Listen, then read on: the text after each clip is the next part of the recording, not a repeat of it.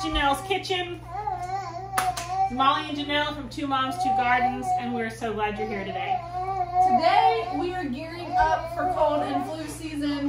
We have gathered some of the things we're harvesting and we're going to make some fire cider. Fire cider is a very versatile type of recipe. It's really what you have on hand with a few staples involved in it. We're going to make fire cider because it's July. We're going into back to school season.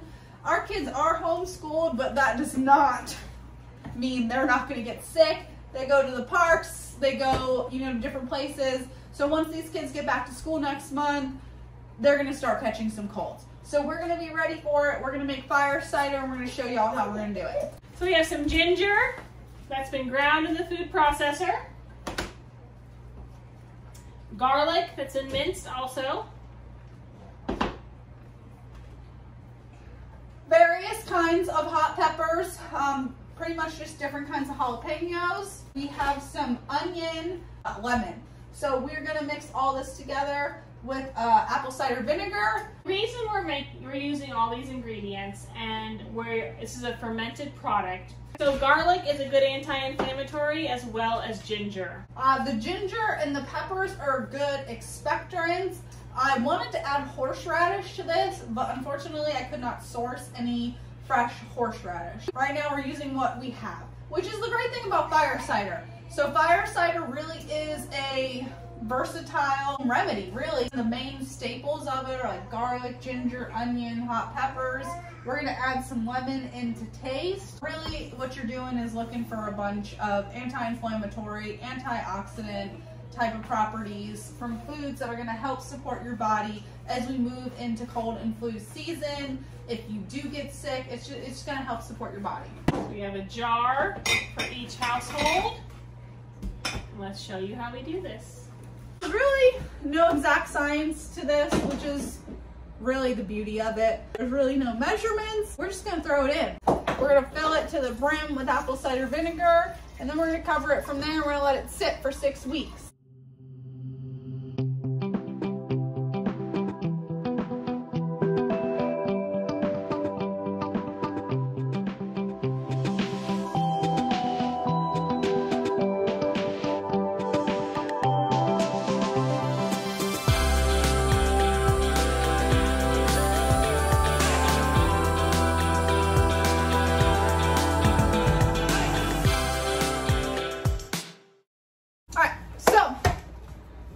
Done. I am actually, I'm out of cheesecloth. I'm gonna go grab some cheesecloth from the store and I will put some cheesecloth underneath these lids because the vinegar that's in here will make these lids corrode. So I would recommend using like a cloth, a cheesecloth like thing to cover it. You can also use lids that are meant for fermenting. They will self-release. With this, these will need to be burped, which means essentially just kind of letting the air out, opening the lid, let any bubbling air out. Because some people don't know what burping the drink means. I've been fermenting things for a long time. I gave her first kombucha Scooby and she goes, "You have to burp it." I said, "I don't know what you mean." She means just release the gas. She means open the top is what she means. Burp it. We would love to hear what you all have to say in regards to whether you've heard about the term burping or not, because I'm pretty sure it's a technical term. I'm pretty sure I've never heard of it. But I mean, this is like totally evidence that nothing is like, there's no 100% right way to do anything. And you can do something and have 0 technical terms. But just, like fire cider in itself, it's a prime example of what like this whole thing is. It's versatile.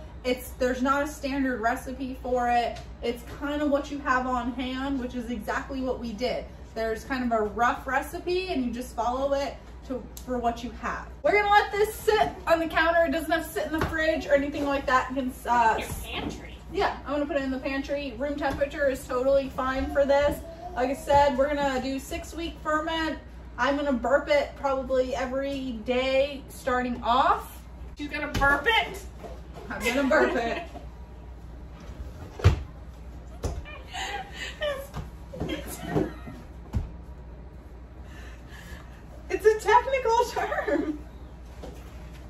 Once 6 weeks comes, we'll check back in with y'all. We'll let you see what it looks like, and we will show you when we strain it out. And then from that point, you can drink about an ounce a day. You might want to increase that a little bit more, maybe 3 to 4 times per day. When you start to not feel good, you see the symptoms of any kind of cold or flu creep up on you. Strain it. We will add some raw local honey to it. It will help with the taste, especially for the kids. I want my kids to drink it when they're not feeling well, so adding the honey really does help with that. And you can sweeten it kind of to taste. We're gonna use raw local honey because of the medicinal properties that you contain from local honey, especially for things like allergies. Thank you guys for letting us share our passion with you. We'll see you tomorrow. And don't forget to comment about burping. Burping, it's hilarious.